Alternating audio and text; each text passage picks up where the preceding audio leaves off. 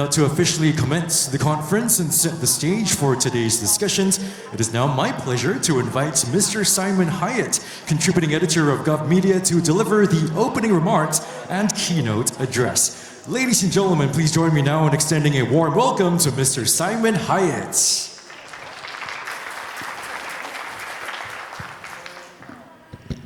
Hello everyone, and thank you, Mike. Thank you for a wonderful introduction. Good afternoon, everybody, and welcome to GovMedia Conference and Awards 2026.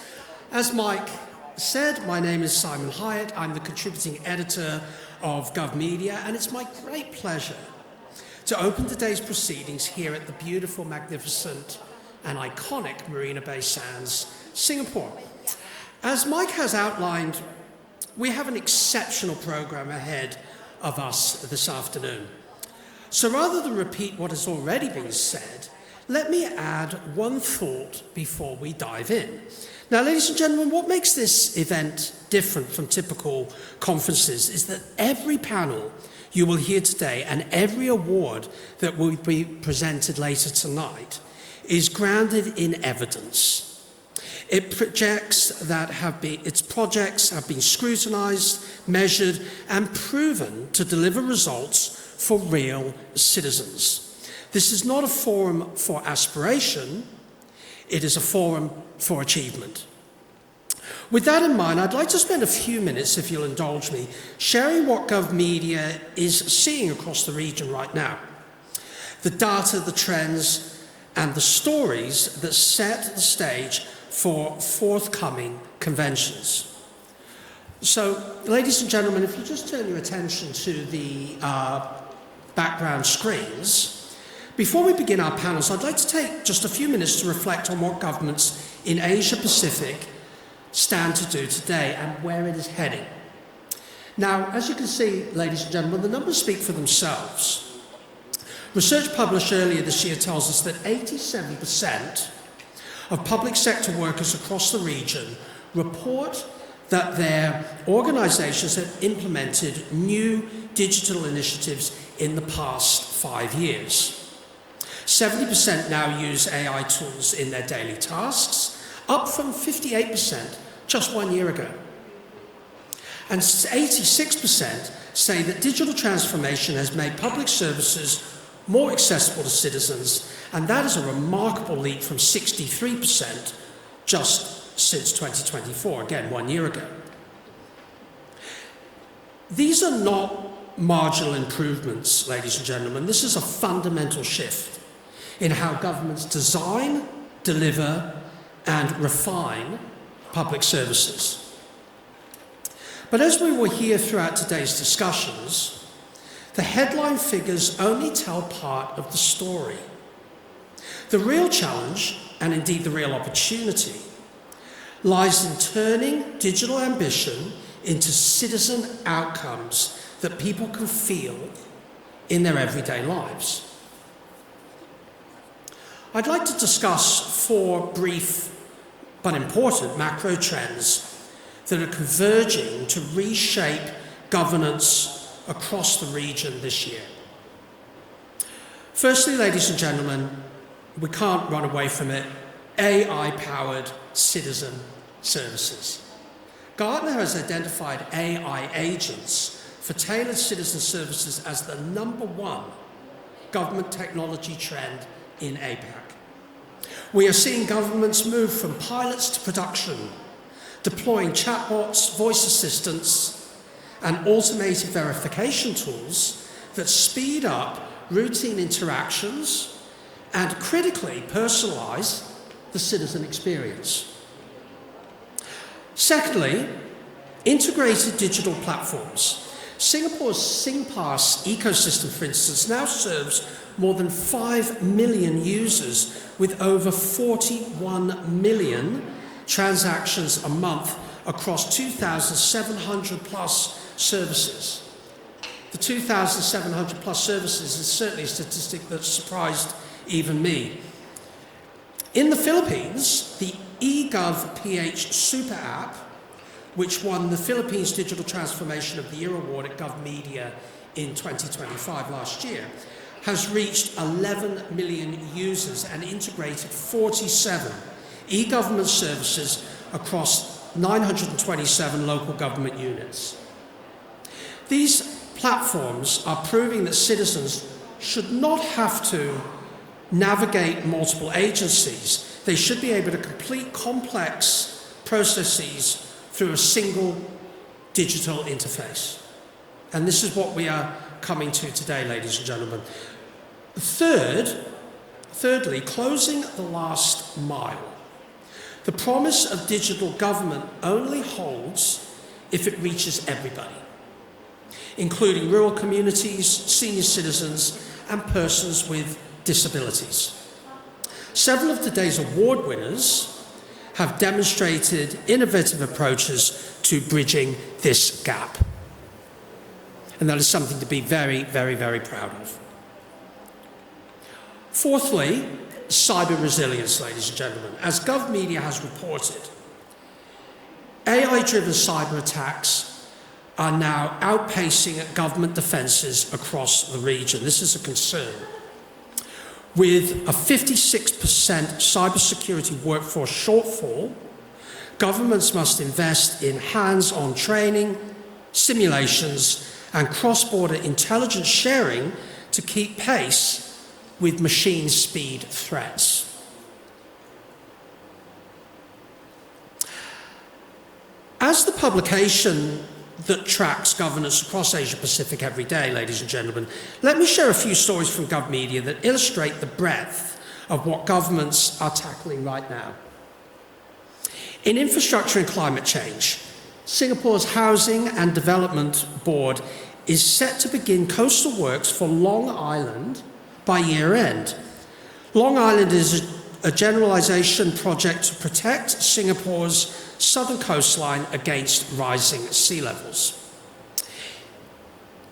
In energy transition, the Energy Transition Acceleration Fund has now reached $446 million with backing from Temasek and the MAS, targeting grid modernisation and clean energy projects across the region.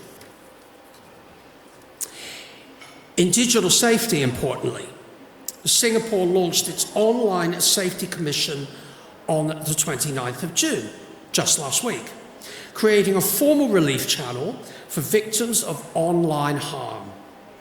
This is governance in real time, ladies and gentlemen.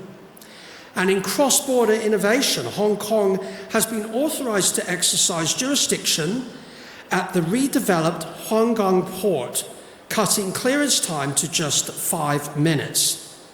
This is what seamless, citizen-centric border management looks like. And of course, in climate action, the Strait of Hormuz energy crisis has prompted governments to issue a joint statement accelerating energy efficiency commitments. These stories share a common thread. Governments that act decisively, collaborate across borders, and put citizens at the centre of their strategies. These are the projects that are delivering and the initiatives that are delivering results. And this is precisely what today's panels and award winners will showcase. Let me just speak very briefly about our panels, ladies and gentlemen. Our first panel this afternoon asks the question, what does it look like when governments get digital right? We know that 86% of public sector workers believe digital transformation has made services more accessible. But accessibility is not the same as satisfaction. And deployment is not the same as adoption. Our panelists will explore what separates a digital portal that citizens tolerate from a platform that they genuinely prefer, drawing on real-world examples from integrated super apps, unified digital identity systems, and inclusive design frameworks. They will also address a critical blind spot, the gap between digital first and digital only. As governments race to digitise, How do we ensure that senior citizens, rural communities, and people with disabilities are not left behind? A critical question. Our second panel today, ladies and gentlemen, turns to a challenge that sits at the heart of effective governance. How do we ensure that the best research, whether in public health, climate science, agriculture, or technology, actually makes it into the policies and programs that shape citizens' daily lives? Too often there's a disconnect, perhaps you'll agree, between what science discovers and what governments do. Research papers gather dust, pilot programs never scale, promising technologies remain trapped in labs. Our panelists on this panel will share practical examples of how this gap is being closed. The key question is not whether science can help government. It clearly can. The question is what governance structures, incentive models, and collaboration frameworks make the transfer happen reliably and at scale. Our third and final panel, ladies and gentlemen, turns to a question that sits at the foundation of everything else that we have discussed today. What does it actually take to invest in people, in their skills, their opportunities, and their access to education and quality assurance at scale? Governments across the region invest heavily in human capital, but investment and impact are not the same thing. The entrepreneur who needs more than just a loan, they need coaching, they need mentorship and a pathway to a market. The school community that receives public funding but lacks the systems to deploy it transparently. The student who holds a qualification that the market does not recognize. These are real examples, ladies and gentlemen, and these are the gaps that our panelists are working to close. 3 organizations, a National Entrepreneurship Institute building viable businesses from underserved communities in Malaysia, a state-owned bank putting public education funding directly into the hands of school communities across Indonesia. And that's including a national program for students from the most underprivileged families. And then the Malaysian Qualifications Agency, which sets the standard that determines what a qualification actually means for the student at the end of the day.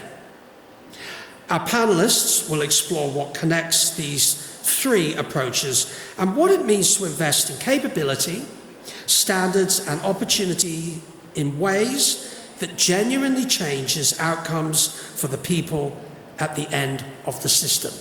Now, ladies and gentlemen, it has been a pleasure to outline what we're going to chat about today. I look forward to your involvement, your questions, and I look forward to chairing the panels and having Mike host the rest of the event. So thank you very much, ladies and gentlemen, for indulging me. Thank you very much for your insightful address. Mr. Simon Hyett is contributing editor of GovMedia.